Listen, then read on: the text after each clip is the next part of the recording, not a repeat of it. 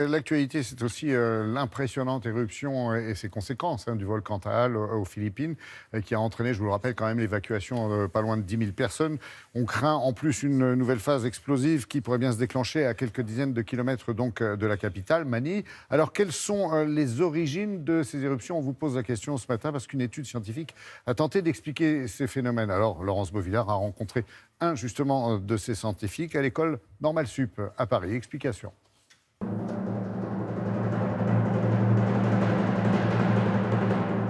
Tous les jours, quelque part sur notre planète, la Terre tremble, un tsunami se déclenche ou un volcan entre en éruption. Des éléments connus par les scientifiques, mais dont on ne connaît pas vraiment l'origine. À l'École normale supérieure, des géophysiciens ont étudié la valse des continents et ont peut-être trouvé une réponse.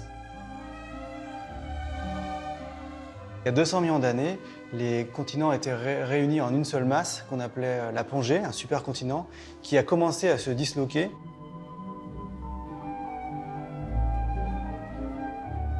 Donc ici vous avez l'Afrique, l'Amérique du Sud qui ont commencé à se séparer autour de ce que vous voyez, une ligne rouge ici, qui est une dorsale au milieu de l'océan Atlantique.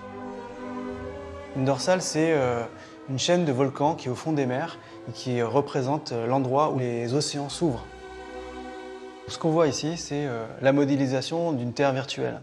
Et donc sur cette partie ici, on visualise les mouvements qu'il y a à la surface, donc la dérive des continents, les plaques, etc. Et sur cette partie, on visualise les mouvements très profonds du manteau, c'est-à-dire ceux qui se passent au-dessus du noyau vers 3000 km de profondeur. Donc on peut voir qu'il y a deux grandes masses de matériaux un peu différents du reste qui se baladent lentement autour du noyau. Et vous voyez ces courants ascendants qui montent, qui sont en fait des roches chaudes qui remontent rapidement vers la surface et qui, quand elles arrivent vers la surface, se mettent à fondre pour former les volcans en fait, comme Hawaï, l'Islande, ces grands volcans qu'on peut connaître à la surface de la Terre. Qu'est-ce qui fait bouger cette Terre? La question est de savoir est-ce que ce sont des forces qui ont lieu dans les plaques, qui font à peu près 100-150 km, ou est-ce que c'est ces grands courants profonds qui sont dans les 3000 km de profondeur? Ce qu'on a découvert avec ces modélisations, c'est que les forces qui permettent de casser les continents et de les écarter sont des forces qui sont comprises dans les 200 premiers kilomètres de la surface de la Terre.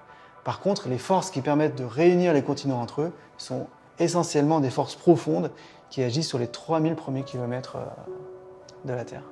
Grâce à cette étude, on a pu s'apercevoir qu'à chaque grand changement géologique était associé un changement climatique, comme par exemple il y a 65 millions d'années, l'extinction des dinosaures et l'explosion d'un énorme volcan situé sur le continent indien. L'étape suivante, c'est de projeter ce modèle mathématique sur l'avenir et nous aurons ainsi une idée du paysage et du climat de notre planète dans quelques millions d'années.